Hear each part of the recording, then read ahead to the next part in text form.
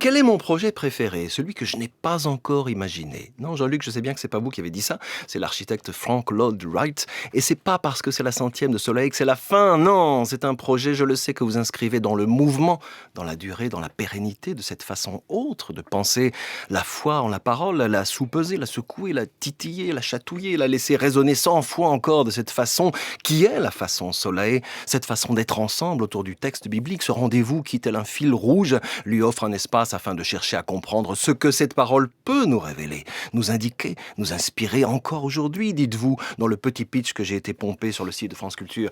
La façon Soleil, cette façon de donner rendez-vous à des personnes très variées, des experts comme moi, mais aussi de simples témoins comme moi, pour des temps de dialogue, d'échange et parfois même aussi des gens qui n'ont rien à faire avec la foi, figurez-vous, qui sont juste, disons, des humains curieux, éveillés, vivants de ce monde et qui pareillement questionnent le sens et l'écho de ce qui ici-bas se vit. Ah non, vraiment, c'est trop fort cette idée d'émission.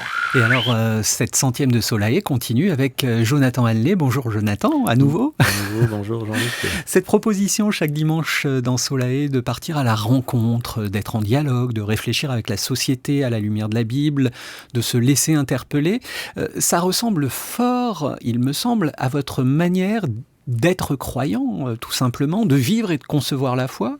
Est-ce que je me trompe ? Oui, non, effectivement, vous ne vous trompez pas. J'ai très vite compris que si ma foi allait survivre à toutes mes interrogations, et qui sont en fait celles de la société dans laquelle nous vivons, les questions difficiles, eh bien, il lui fallait à ma foi une charpente, quelque chose de solide, qui puisse permettre de faire face aux tempêtes de la vie, qui puisse me donner une assise lorsque l'on m'interroge, lorsqu'on me demande de rendre compte de la foi qui est en moi. Et donc, je ne me suis jamais satisfait de réponses toutes faites. Eh oui. Et c'est ça qui m'a ouvert à la parole de l'autre, à la culture, aux questions que la société se pose.